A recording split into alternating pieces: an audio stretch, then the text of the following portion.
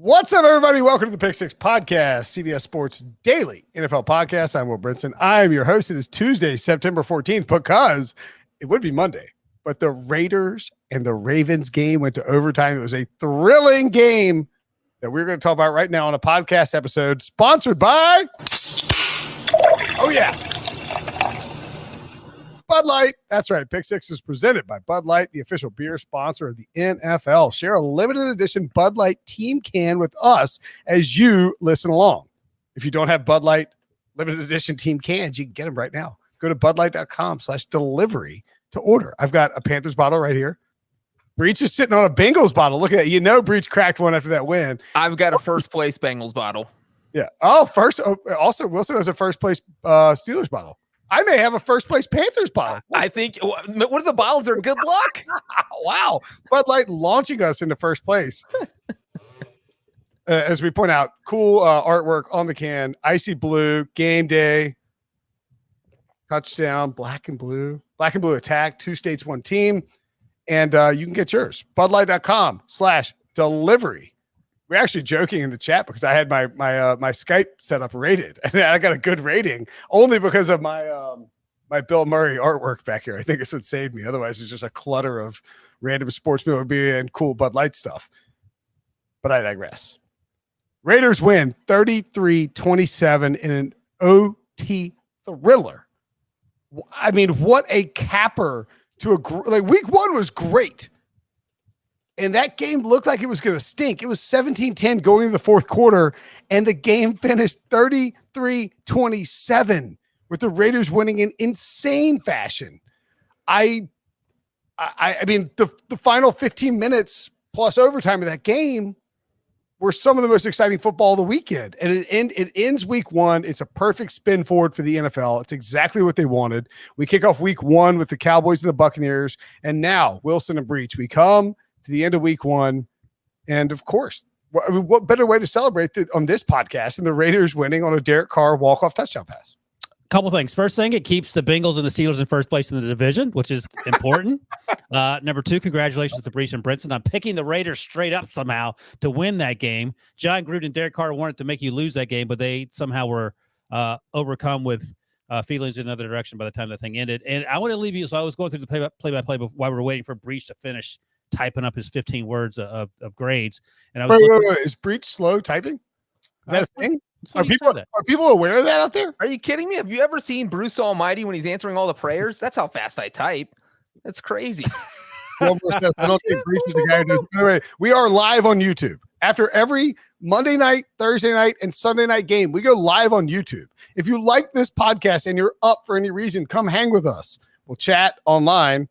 And if you guys, clearly Breech is a slow typer if we wait this long after that barn burner. That's true. That. So we're live every Thursday night, Saturday, Sunday night, and Monday night. And Breech, there are a lot of stats. Breech types as fast as Gruden gets the kicking team out in the end of the game. Like they got a delay of game putting Daniel Carlson out. No, we'll get to that. That's a perfect analogy, because then you call an audible and you throw a game-winning touchdown pass. That's like my life. So before typer, but then the work gets done and it's brilliant. Before we get to that, maybe the stat of the game. Look at that one. Breech is a cheaper version of Sean Wagner McGuff. Oh, he missed. Oh, and he may have pulled a hamstring or a muscle, and there is complete elation. I can already see my new nickname, Dollar General McGuff. Oh boy, I would have done that to myself. Anyway, go ahead, Wilson. Sorry. All right. Are we good? I'm waiting for Debo to put another comment up just so you can interrupt me and I can get frustrated. Debo's hovering his finger over the publish button. There's probably like 17 more, and Debo won't put them up because he don't want to pitch. So, I mean, there are a lot of stats that we're going to talk about, but as I was scrolling through the play-by-play, this is the one that stuck out to me. And Breech, I'll have you guess, because you have some familiarity with living out west. What do you think the game time temperature was at kickoff, which was 6:30, 5:30 or 6? I'm not sure what the time is in Vegas. 2 hours maybe. Outside or inside? Well, you're probably looking at the outside. No, I know I am, but I want you to guess. That's the whole point. 101. 114. 114. Oh, 103. All right. What was the humidity? If you get this, I'll be really impressed. 0. 26. It was 7% is insane. I mean, that's pretty miserable. That's where your skin peels off your body because there's no moisture. So anyway, they shut the dome. The stadium looked fantastic. It was packed with fans. Raider fans were going crazy. It felt like a Raiders game. But as you mentioned, Brinson, things got started slowly. And then I think we should start Breech with, we'll start at the end and work backwards. Why don't you start with Justin Tucker smoking the field goal and then Daniel Carson one up at him? Well, what, Brinson? Do you want to start at the end and work backwards? I guess let's start there. We have all day to talk. Don't crap all over my segue. Jesus. Okay. Well, I don't do the host tonight. You go ahead. If we're going to start at the end and work backwards, I think we should start in the fourth quarter overall, because going into the fourth quarter, it was 17-10. The Raiders hadn't really done anything on offense, and you're thinking, can they even overcome a 17-10 lead, which sounds crazy now because they scored 23 more points and obviously did overcome that lead. And so here is what happened once we hit the fourth quarter. With 10 minutes left in the fourth quarter, that's when the Raiders got a touchdown to tie it at 17. So starting at that 10-minute mark, Derek Carr threw for 247 yards and 2 touchdowns from the 10-minute in the fourth quarter mark to overtime. So, I know that if you went on Twitter in the first 3 quarters, he was kind of being dragged through the mud. He didn't throw to Darren Waller, who was wide open for what would have been the easiest touchdown of both their lives. Instead, he checked down to Josh Jacobs. So he made a few questionable decisions in the first 3 quarters, but then he totally redeemed himself, Brinson. I don't think we're allowed to say anything bad about Derek Carr. That was a bad throw to Willie Snead in the overtime, but it's not his fault that it bounced off someone's helmet. It should have been an incomplete pass. It was a bad throw.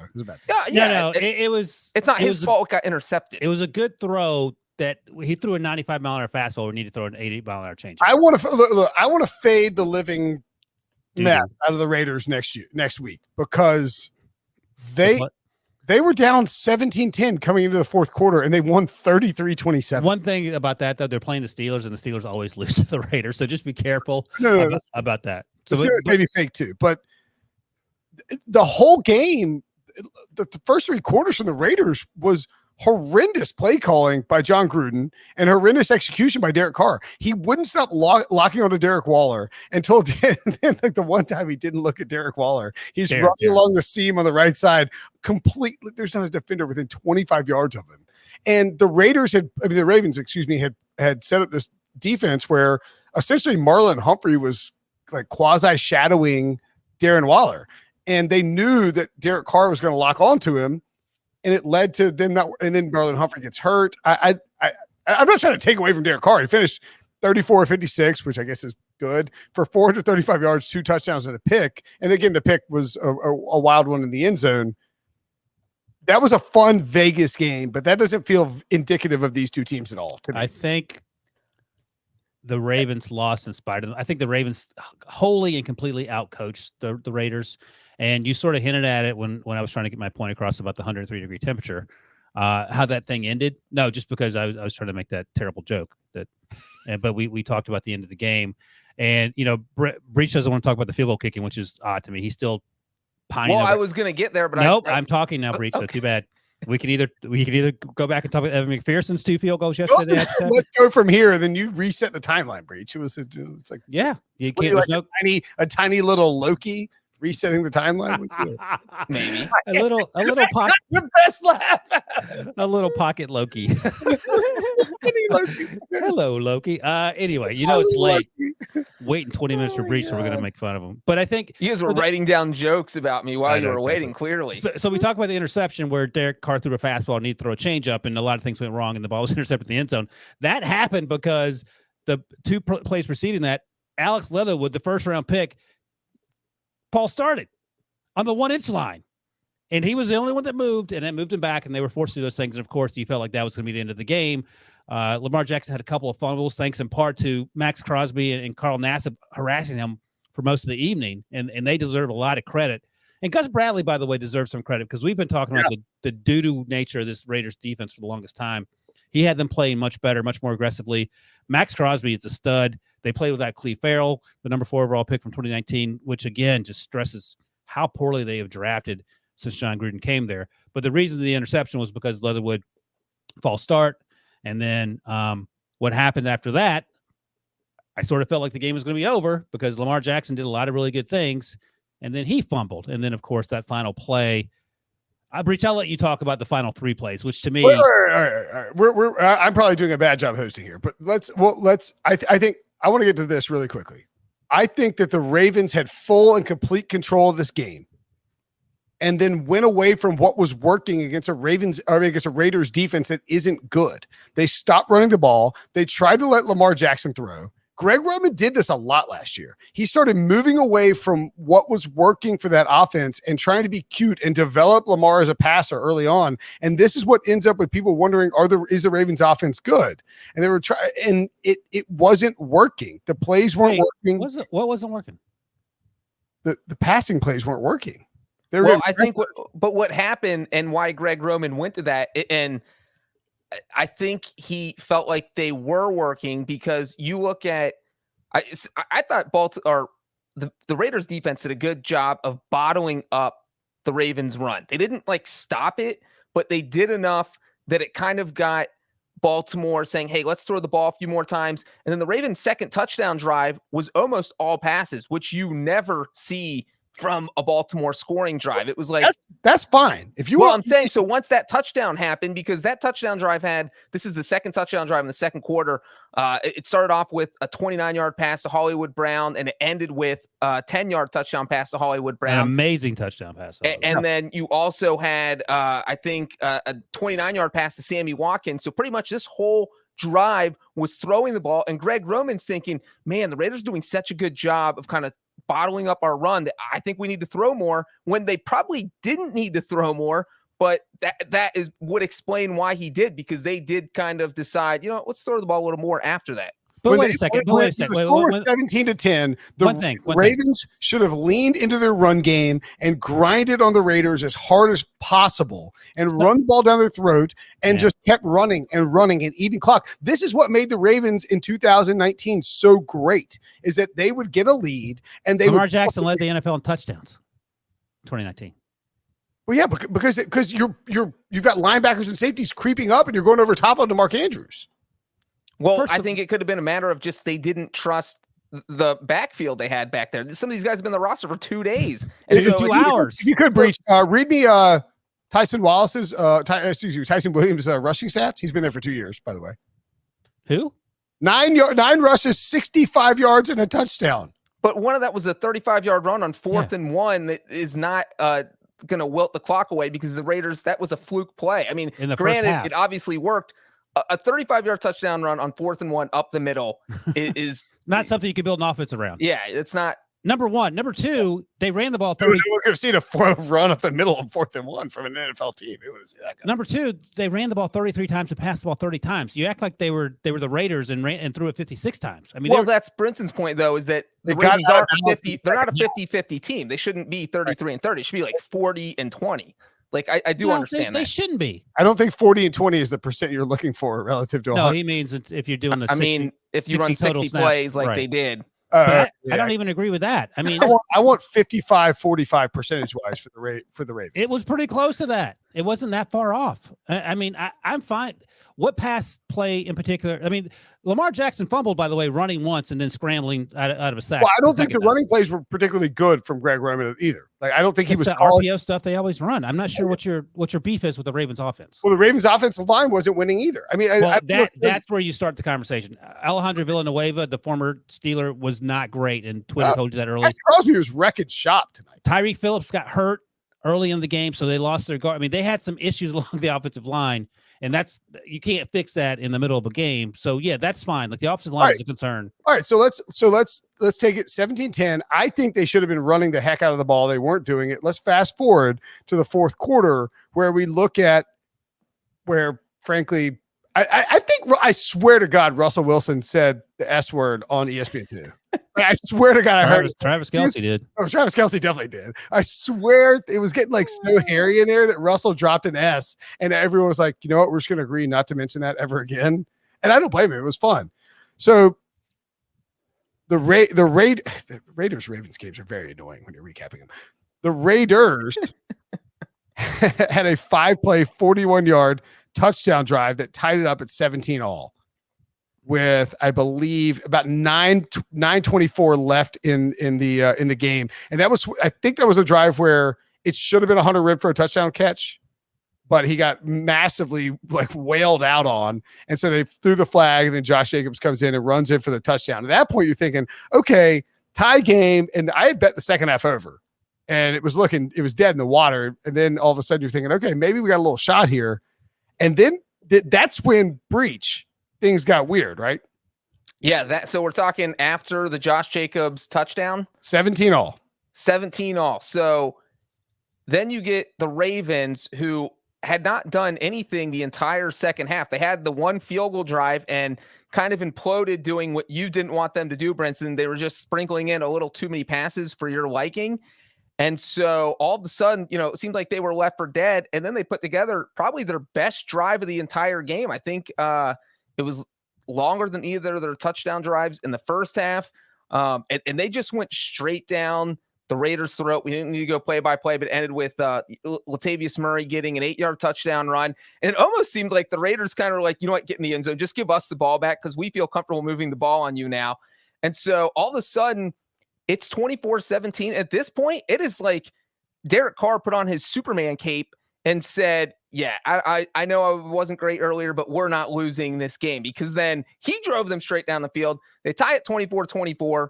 By the way, sorry, I actually think there was do you remember the Cam Newton moment where Cam's goes and nods his head on the sideline? It's very gifable or whatever. I think there was a shot where they caught the Carr and he made a little pouty, I'm about to go do this face. And then it goes out.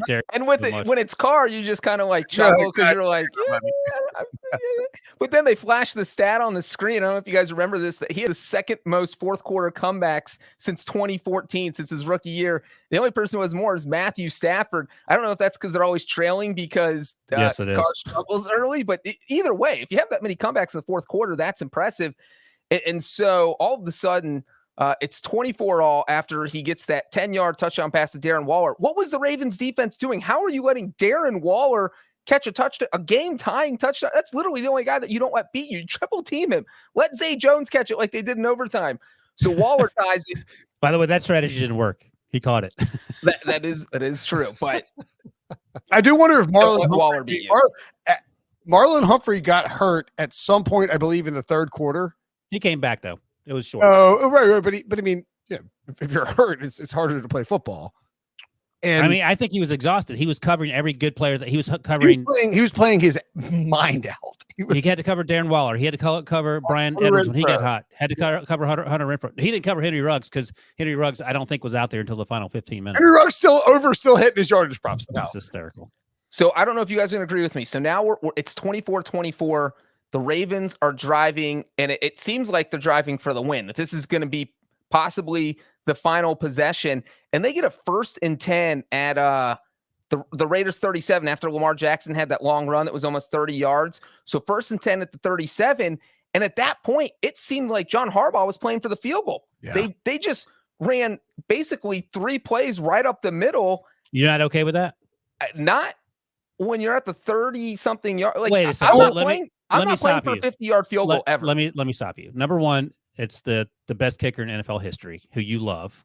It's weird that Breech is making this case, but yes. Number two, the Ravens literally had 35 seconds when they got the ball back and no timeouts. So I'm not sure what the problem is. Well, the Raiders had 37 seconds and no timeouts. The problem is, if you get a first down, you don't play for the field goal. You still have a timeout left. If you get one first down, the game's over. You run the clock. Did they make the field goal? I mean, they lost the game. I tend to agree with Breech. I see both. I'm the guy that loves field goals. I see both sides. You're run as much time off the clock, make them use their timeouts. You feel like your defense can stop them, which they haven't done in the entire fourth quarter. That's the thing. Is once Humphrey got hurt, it felt like they couldn't stop the defense. So maybe just take one aggressive shot for a first down. And I mean, worst case is you leave him with a timeout. I mean, the worst case is you hit Willie Snead the hand and it goes off some guy's helmet and it's an interception. That would be a disaster. Well, don't throw to Willie Snead. One. Well, he's on the other team now, but yes. Right. But I'm trying to find the win probability, because I would imagine the win probability, given the scenario that played out in real time, was probably 80%, maybe. I don't blame. But if you get a first down, it's basically 100% assuming. But what's the probability to get a field first down, Breech? I mean, you have to do that math into that. I understand what you guys are saying, but it seems if your kicker is what's his face that missed the week 1 kick last year for the Bengals, Randy Bullock. Oh, he missed. you go for it from the 12-yard line because that's where you missed it from. If you have Justin Tucker, you feel quite comfortable. And he striked it. You're the best rushing offense in football. So you run it 3 times against a bad rushing defense. And you're like, if we pick up a first down, it's gravy. Worst case scenario, they call their timeouts and they get the ball back with 35 seconds left. Best case scenario, John Gruden poops his pants and doesn't call a timeout. And we kick, he's like trying to save it. And we kick it and we walk off. I see both ways. You go for the first down. If you do that, you can clinch it with the field goal and it's over. And I feel like that feels like at the time, Breech, were you saying, why aren't you going for the first down? Absolutely. In my head, I was thinking, why are you playing? Well, Ryan, all you have to do is look at the clock. The Raiders had all 3 of their timeouts. There was no way that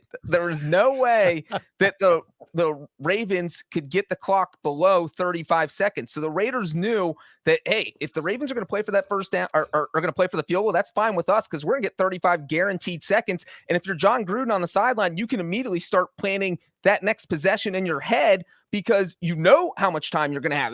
There's no question. And I don't remember watching. I mean, I remember watching it, but like I'm trying to think of how aggressive was the Ravens defense. Frankly, I kind of got screwed up. I was watching the feed, but I kept drifting over to the Manning feed. Manning feed was too distracting. I had to change it away so I could focus on the end of the game. Yeah. Was Martindale overly aggressive on that? The very last play of the game, he brought 10 guys. Oh no! On the field goal drive in the fourth quarter where the Raiders drove down 37 seconds, they were basically in kind of a prevent defense saying, we're going to give you whatever you want across the middle because you don't have any timeouts. The clock will keep running. The clock's going to run out. They should have. So in other words, they didn't play their defense. But here's the other thing to think about. So Breech wanted to go for it. Instead, they leaned on the kicker that makes 91% of his kicks. He striked. No. I wanted them to go for a first down. At 4th and 2, you kick the field goal. That's what I mean. I'm not debating that. Okay, no, I just want to be clear. Yeah, that's right. You want him to keep pushing the ball forward before they got to the 4th and 2. But he stripes the 47-yard or whatever it was. They have 37 seconds left. And everything goes right for the Raiders. They still have to make a 55-yarder. Obviously, they made it, and Carlson smoked that ball. I mean, that was fantastic. It was actually fun to watch as a person who's not a Ravens fan. But I mean, every single thing went right, despite the fact, as Brinson noted earlier, John Gruden was sort of had his head up his butt for a while. Derek Carr struggled in the first half. Yeah, that's a fair point by Wilson. Is you put it on Gruden and Derek Carr's plate, and Daniel Carlson say beat us with a 60-yard field goal. I kind of like my chances if I'm Harbaugh there every single time. And Derek Carr has made such a big deal out of this all week. It's been really annoying. He's complaining on the 2 drives before that final field goal drive. Derek Carr was 9 of 11 for 107 yards and a touchdown. Okay, that's fine. Well, I'm just saying he's picking them apart. Why are you thinking your defense is going to stop him at that point? Because they did stop him and they had to make a 55-yard. 35 seconds, no timeouts. So they didn't stop him at all, Ryan. They drove right down their throat, and then they ran out of time and kicked the field goal. I don't think it's a disgustingly stupid move by Harbaugh not to. You know what? Here's what I'll say: is that John Harbaugh is usually a very aggressive coach, and it surprised me that he was not aggressive. And also Wink Martindale was not aggressive on these final 2 possessions of regulation. I think that was the most surprising part. Being passive there is a little weird. So anyway, the stats might have told him to do that. That's worth noting. All right. So the Raiders make the 55-yard field goal. It goes to overtime. This game just gets crazier. I mean, it got really good in overtime. Yes. You know what it was like? It was like Breaking Bad. Like season 1 was really slow, and then things got crazy. Whoa! There's 17 dead bodies. Yeah. Or whatever. They were in the RV out in the desert by the time this thing ended. So the Raiders get the ball in the kickoff, and I'm trying to run it back through my head. So they're in like a terrible spot, and Carr bombs one down the field to the right side of the field. Gets caught. It looks like he's in. Everybody's celebrating. They're going nuts.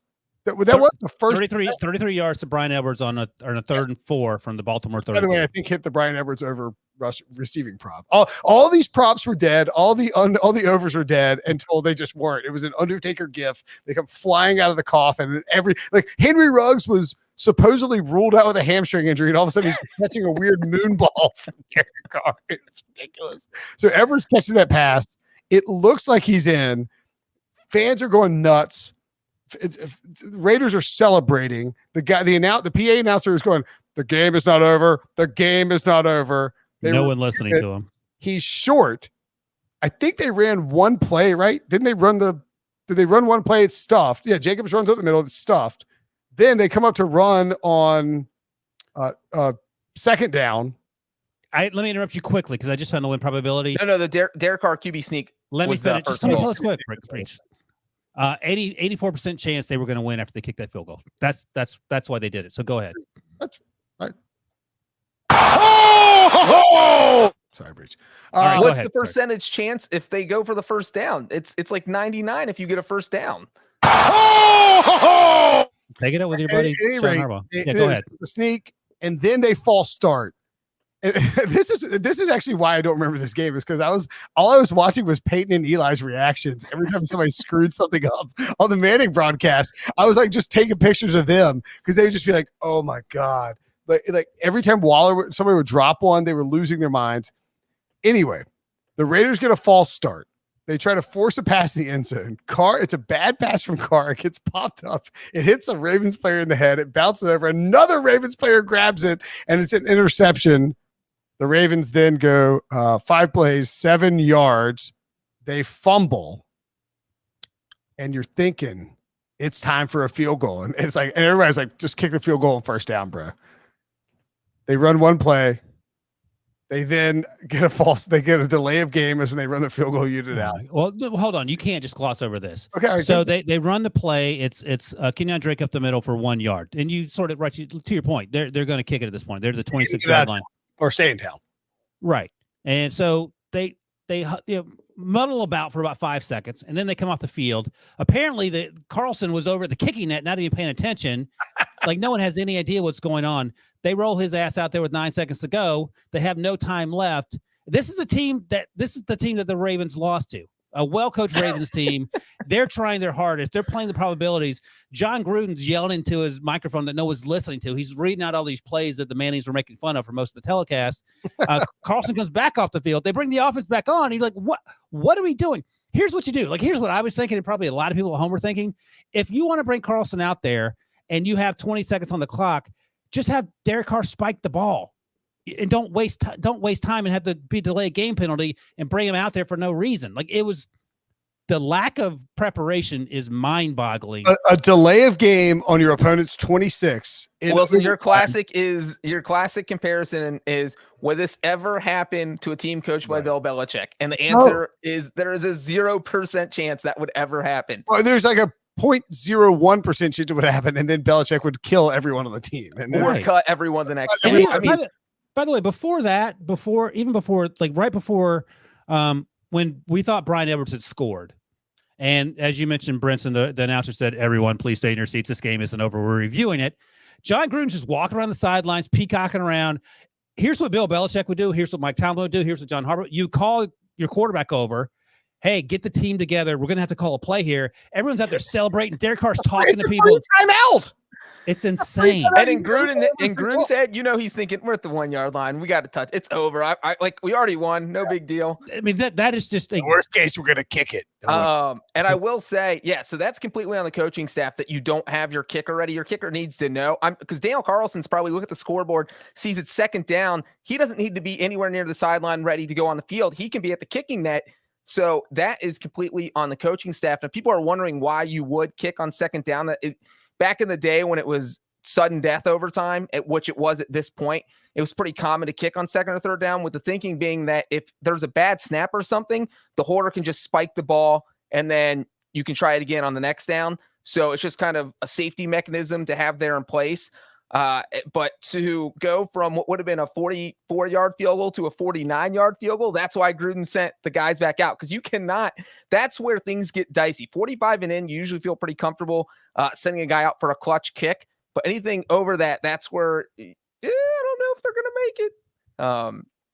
So that whole situation was bonkers. So they bring the offense back out. It's like, wait, are you going to try for 4 yards? And next thing you know, Derek Carr is just bombing a moon ball up in the air, and the cameras cut down. It's just the ball's landing. And by the way, Zay Jones hasn't been seen this entire game.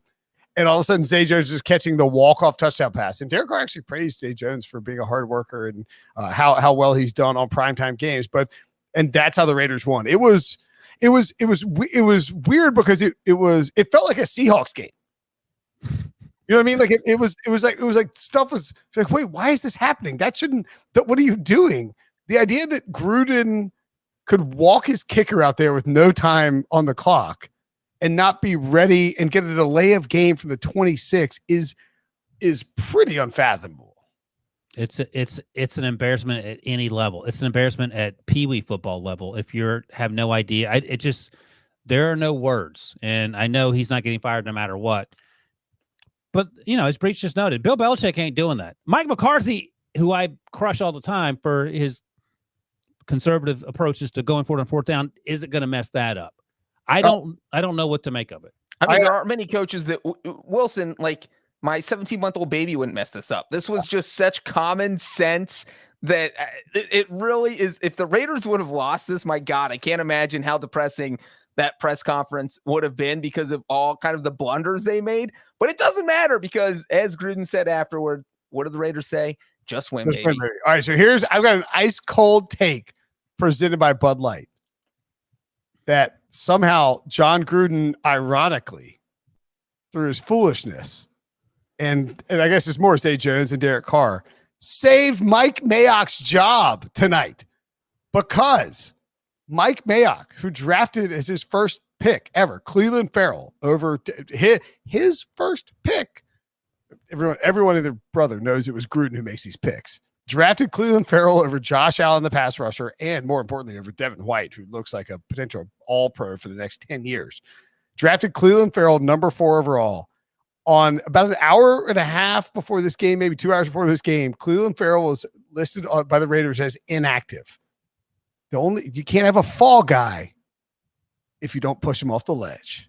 And when you make the first ever pick by your GM, and everybody's in the hot seat and everybody's talking, when you make him inactive for the first game of the season, that sets it up. That sets the stage. And yet the Raiders still managed to win. And I think that helps to push Mike Mayock's job a little bit further down the road. I still think he's probably in trouble, not because he's bad at his job, but because John Gruden is looking to blame somebody else, bring in a new GM, and keep that 10-year contract going so he can try and resurrect the Raiders or something like that. This was a luck box win by Oakland.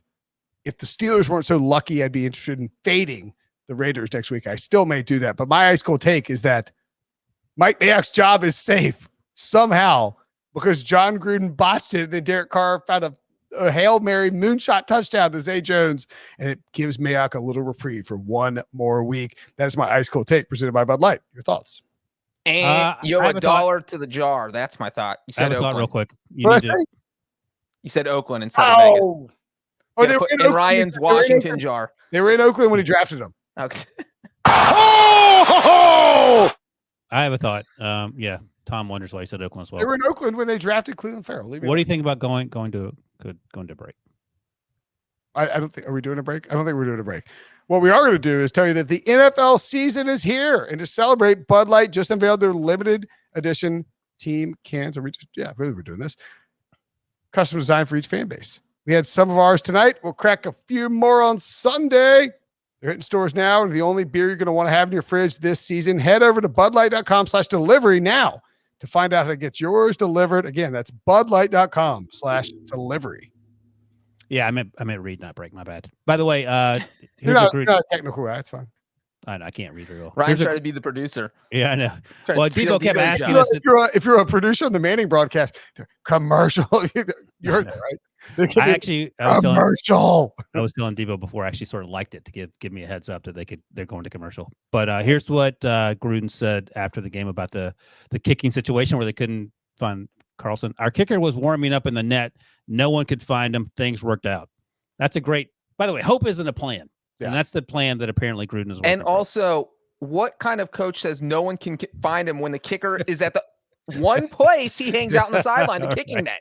Yeah. He wasn't in what? He's at a bar. Yeah, like he wasn't in the Lamar Jackson doo-doo he's stall. mingling with the fans. Yeah. He was right there on the sidelines where you always see him. On the sideline, he's at the kicking net where he should be. If I'm John Harbaugh, I am furious that I lost to those clowns. And no disrespect. Derek Carr played really well. Darren Waller played well. That defense was awesome, especially the front four. But to John Gruden's sort of ham-fisted coaching style, where he's just sort of, whatever. John Gruden had a bad offensive coordinator job because he's calling the play. But he didn't have a good game tonight, I didn't think.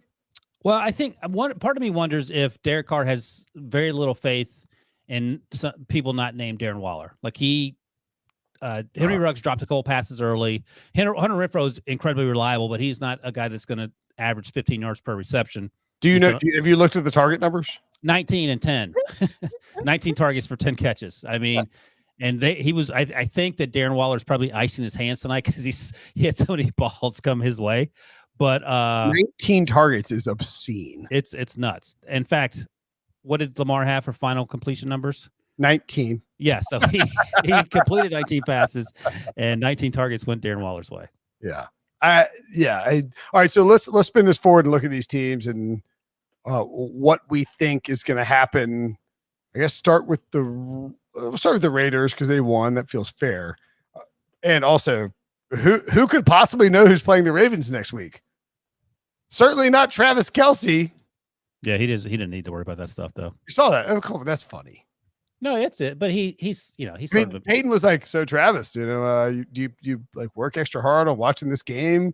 If you're playing the team the next week, he's like, well, yeah, the Raiders are, they're in the division, so I'm definitely grinding on it. And he was like, all right, we play the Chargers. And we might play the Raiders, the Ravens next week. He also said he eats chicken wings while he watches a game, and he said I was a knucklehead in high school and missed a lot of college football games because of it. So that's why he fell to the third round. Knucklehead. But so Raiders at Steelers next week at 1:00. I mean, I would put the line at -4.5. I think. Obviously Steelers. Yeah, does that sound right? Is that too high? -3.5, maybe. Yeah, I'd like the Steelers at 4.5. Okay, it's a tough. You're the Raiders. You just played in overtime on a Monday night, so you have a short week. You have to travel across the country. You lost. You have a bunch of guys who are still dealing with injuries. Who knows if they'll be back by Sunday? I just think, and coming off an emotional win at home. Seems like it's going to be a stacked deck. The Raiders play incredibly well against the Steelers. I want to say it's in Pittsburgh. It's not in Oakland. I feel like when it's when they played in Oakland, $1 for that one. $1 for that one. It's not in Las Vegas. Yeah. Okay, I'm just telling you. I've seen this movie before, so we'll see. Debo says the early line is Steelers -6. 4.5. I would hammer. 6 sounds about right. Over under 47.5. Well, here's the thing that'll be interesting to see. The Ravens' offensive line is a huge concern. The Steelers' offensive line actually played relatively well for a young unit. We'll see how they do. Max Crosby is a problem, clearly. Carl Nassib is a problem. Yannick Ngakoue is a problem. He came out, I think, with a tweaked hammy, so we'll see where he's at. So, again, those are things worth watching. It is sort of funny that I'm looking over my AFC. Here are my AFC North, my AFC picks to win preseason. Their respective divisions. Bills lost. Browns lost. I had the Ravens go to the playoffs. They lost. The Titans, they lost. The Chiefs are the only saving grace that I have. So, wow, congrats on picking the Chiefs to win in week 1. No, to win the division. Oh, gotcha. Well, it's unlike Brinson and I, who picked the Raiders straight up, and I also live bet the Raiders when they were down 14-0. I even told Brinson about it while it was happening. You told the whole CBS crew about it. We like celebratory music. I know. I'm dunking on Wilson because he didn't pick the. They got up to +500 Wilson when they were down 14-0. I was like, you know what? They're playing okay. Why were you guys so? Or were you just guessing, Brinson? I didn't do it. Breech. No, but you bet. Why would you take the Raiders at all? Monday night at You home. just watched the flow of the game. You just didn't feel like the Raiders were No, like before the game. Pregame, Monday night at home, a big crowd coming in. Okay. I mean, half the reason was because they beat the Saints in their home opener last year. I just feel like that Vegas vibe. The other team is going to Vegas. I feel like it's gonna be a great home field advantage with fans. In this year 4 for Gruden, I want to say he's 3-1 with the only loss to because he beat the Broncos with Joe Flacco. Oh yeah. He beat the Saints. Wait, or what are you talking about in home games? Oh, I'm thinking about home openers. Isn't he 3-1? In openers? I think he's 3-1 in home openers. His only loss is to McVay that year when it was the second Monday night game. Yeah, I think you're right. Yeah, I think so. I mean, Gruden's pretty good at home openers, and then so that's 3 in a row now too. Yeah, exactly. So I like the Steelers in this spot. I'll tell you, I like Najee Harris in DFS a lot. You can run I sort of touched on it earlier. The Ravens abandoned the running game. They could have leaned on it, and maybe it's Greg Roman ran out of his playbook. I don't know, but I like the idea of the Steelers feeding Najee. He played 100% of the snaps against the Bills. That's crazy. They're just I think the one thing for the Raiders though is that a lot of us thought they were going to be like a 9-8, 8-9 team, but this is one of those swing games where it says, all right, now it feels like they're definitely 9-8. Can they steal another game and maybe get to 10-7? No, wait a second. People thought this was a 9-win team. I thought it was a 7-win team. I was going to say 9 is awfully rich. I had them at 9-8, and I had them winning this game. You have the Bengals winning 12 football games. Yeah. And they're 1-0 in first place in the division. They're the Steelers. Yeah, I mean they're tied for first place, but that's what you say when. At any rate, I like the Steelers in this game. 6 is a lot, but I don't know that that Steelers defense looks good. I don't think the Ravens. I think the Ravens defense was good until Marcus Peters gets hurt and then Marlon Humphrey is banged up. The Steelers can do a lot in terms of their personnel to basically just bracket Darren Waller, and then you force Derek Carr to you put Derek Carr under pressure. They can put Derek Carr under pressure with a bracketed Darren Waller, and he's just trying to throw. The Steelers might blow them out. Well, I don't know. I don't get too far ahead of myself, but I will say this: like the Bills' offense is much more high-powered than the Raiders' offense, especially in terms of skill position players running routes. The running back is different. Josh Jacobs is obviously better, but he was banged up. But I think, 31-7 Steelers. Yeah, I don't know about all that. But anyway, just something to keep in mind. Okay. So let me ask you this. If the Ravens lose, are we concerned about them being 0-2? Because we always say that's a much more interesting conversation. Because we always have the week 2 conversation. All right, when you go 0-2, these teams don't make the playoffs. And I don't know if they went 0-2 last year, but they started out slow last year. Or they won their first game, then lost later. The Chiefs -3 over under 55.5. Holy moly, that's a Monday night game. Or no, Sunday night game, right? Sunday night, yeah. Sunday night. So Sunday night is Brinson, the Ravens struggled mid-season last year. They started 5-1. That's what it is. Yeah, sorry. By the way, the 0-2 thing changes now because we have 17 games. So maybe that's a break if the Ravens happen to lose. So that's a good point on that percentage. So it's Ravens. Is it Chiefs? It's got to be Chiefs at Ravens, right? Must yeah, be. Chiefs are in Baltimore. Yeah, Chiefs at Ravens. Chiefs -3 over under 55.5. I think that the way we saw that Chiefs defense play yesterday, I think that over might be in play. Or at least the second half over. And the crazy thing is, if they do fall to 0-2, we're talking about an AFC where it took 10 wins to get to the playoffs last year, or a 10-win team missed the playoffs. The Dolphins missed the playoffs. Mm-hmm. And so you're really behind the barrel if you're 0-2. And they're 10-5. Wait a second. And Lamar Wait. Jackson. What does behind the barrel mean? Good call. Behind the barrel of the gun. That means you're shooting the gun, dummy. Behind the barrel of the gun. Well, that's why people don't say. You're behind the 8 ball. You say you're behind the 8 ball. If you're behind the barrel of the gun, you're pointing the gun at someone else. Numbnuts. Also, if you're like behind the barrel, but Wilson gets his redemption. Behind the barrel. Wilson was waiting for that. That is not a phrase. It is in the Breech household. This ain't all if the you're time. behind an actual barrel. Like the barrel guy who wears the barrel behind the barrel. Weirder. Why are you behind a barrel? He's hiding. What is? Why you guys don't use that? Why are there so many barrels in your house? We make beer and whiskey. Why else wouldn't there be? All right, behind the barrel aside, what were you talking about? So, you're 0-2, and the Ravens, Lamar Jackson, Lamar's never beaten Patrick Mahomes. 0-3. It's always been pretty ugly early. The Ravens are a team that, what do? What Brinson was talking about. They want to get a big lead and then run the ball, which is not what they did Monday, but that's what they usually do. And they haven't been able to do that against the Chiefs. They've fallen behind big at halftime. In the 3 games Mahomes and Jackson have faced each other, the Chiefs have outscored the Ravens by an average of 13.3 points in the first half. We've seen Lamar Jackson's ugly record when trailing at the half. I think he's either won 0 or 1 game ever in his career. So they start trailing, and this is one of your big things, Breech, and you're not wrong. I mean, the Chiefs should own everybody, but they own the Ravens. Yeah. And I think a lot of people will want to be on the Ravens because they're 0-1. They're going to be desperate. But, if you can't beat a team, you can't beat a team. Oh, they were better than the Raiders on the road with crowds. Now the Chiefs have to come to Baltimore.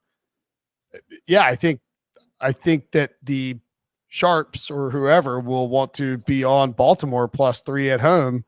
But this is a different Ravens team. I mean, as you've talked about, they had a ton of injuries. I mean, It's unfortunate to the running backs, but luckily it's a running back position. You can replace those guys. And maybe they'll have a Lev Bell. Is this a Lev Bell revenge game? Oh my God. Andy Reid certainly hopes so. He would love to see him out there. But I mean, losing Marcus Peters, as you mentioned, is a big deal. I don't know if Marlon Humphrey is hurt or not. I mean, you mentioned him coming out. I don't know how the extent of it, so we'll see about that as well. Because if he's out, then that's a wrap. Tyreek Hill's going for over 200, and Kelsey's going for over 150. If Marlon Humphrey's out, Chiefs -3 is free money. I certainly feel like it. I don't know because the Raiders' offensive line was not that good tonight. And Alex Leatherwood did not have a great game. I thought it was pretty good against what I at least in the second half. I mean, I'm going to back Mahomes in this spot. Yeah, we're getting to the point that unless Patrick Mahomes is playing Tom Brady, you probably want to go with Patrick Mahomes. Yeah, I think you should back the quarterback who's literally never lost a game in the month of September. But he's on fire. Also, 35 touchdowns, 0 interceptions, 11-0. And there's a good chance that the Chiefs, who came out at home, by the way, lethargic against the Browns, and were slow on offense and we're getting run on, will come out pretty aggressively. John Harbaugh is an Andy Reid mentee. I think that's a thing for Andy Reid. I think he knows that Harbaugh is his guy, his former special teams coach. They'll come out aggressive, and if the Chiefs get a lead, and you force Lamar Jackson and Greg Roman into calling passing plays, then, and with, maybe the Chiefs get some defensive pieces back, like Tyrann Mathieu, all of a sudden you really Clark have a chance to press down Lamar Jackson and take the running game out of it. And that's how the Chiefs end up with a 7. What about Breech the extra day that the Raiders had, the Ravens had to play and going into overtime? Yeah, I mean, that's rough. You look at what the Ravens' travel schedule is going to be. They are not going to be back in Baltimore till like 4 or 5, 6 a.m. Tuesday morning. Coming off an L. Right. Coming off an L, you don't get great sleep. You're basically losing a day. So you're almost losing a day and a half on this short week, which is rough when you're playing one of the most important games on your schedule, or one of the most difficult games on your schedule. And it's this game for the Ravens does feel a little bit like, it's the obvious comparison is the Bulls against the Pistons in the late 80s, right? You can't get past this team. In fact, they can't even get to this team. Yep. So if you're the Ravens, you're feeling a little pressured, a little tight. Can you beat the Chiefs? And the Chiefs are rested, coming off a big win where they stole something, and they're not. Kansas City, Baltimore is an easier travel schedule than Vegas to Baltimore. Yeah, I like the Chiefs in this spot. Here's a fun fact. Up until tonight, the Ravens had won 98 straight games when they had a 14-point lead or more. Wow.